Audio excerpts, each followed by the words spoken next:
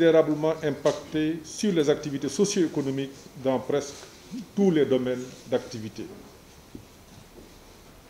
Le Sénégal n'a pas échappé à cette situation. C'est pourquoi le président Macky Sall a fait adopter un plan de résilience économique et sociale assorti d'une enveloppe de 1 000 milliards, dont 12 milliards 500 ont été consacrés à la diaspora. C'est ainsi que le ministère des Affaires étrangères et des Sénégalais de l'extérieur s'est résolument engagé à mettre en œuvre l'opération Force Covid-19 Diaspora, qui visait à apporter aide et assistance aux différentes catégories de nos compatriotes impactés par la pandémie et à renforcer leur résilience. Pour rappel, le dispositif de mise en œuvre de l'assistance ainsi que le mécanisme de gestion des ressources étaient structurés autour de 2 paliers. D'une part, une cellule de crise instituée au niveau de l'administration centrale ici à Dakar, présidée par le secrétaire d'État chargé des Sénégalais de l'extérieur. Et d'autre part, des comités de gestion installés dans les juridictions diplomatiques sous la présidence des ambassadeurs. Notre démarche a été guidée par les principes de transparence, d'équité, de célérité et surtout de reddition des comptes. Il s'est agi là de mettre en œuvre une volonté clairement exprimée par le chef de l'État pour que les ressources publiques soient gérées en toute transparence et avec rigueur, quelles que soient les urgences.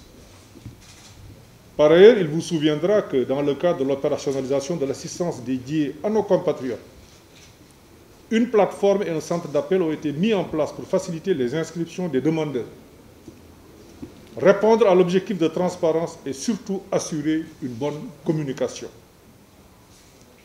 Ces dispositifs techniques ont prouvé leur pertinence et efficacité, dans la mesure où l'exploitation des bases de données a révélé qu'à la date de clôture de la plateforme, le 31 mai 2020, 200 141 Sénégalais de l'extérieur répartis dans 140 pays se sont inscrits.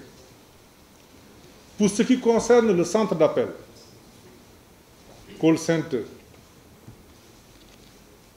ce centre a enregistré 18 633 appels au 22 juillet 2020, date de clôture de ces activités. Les opérations se sont déroulées en 3 phases qui se présentent ainsi qu'il suit.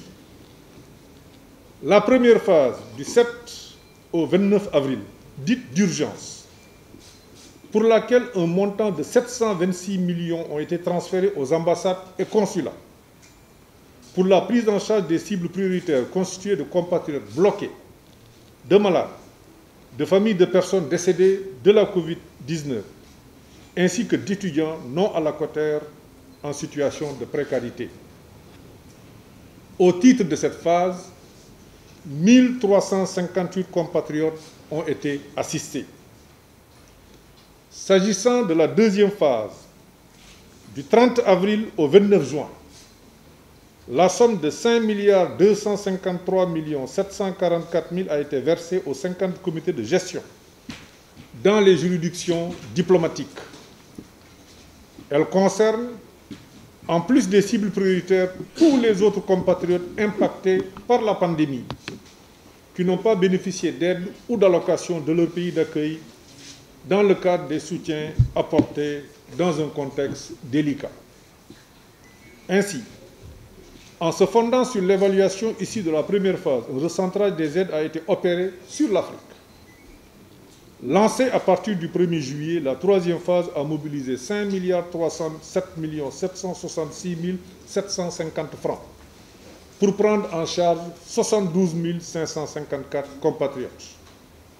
Globalement, sur les 3 phases, 11 287 510 750 francs ont été mobilisés pour prendre en charge 125 056 compatriotes.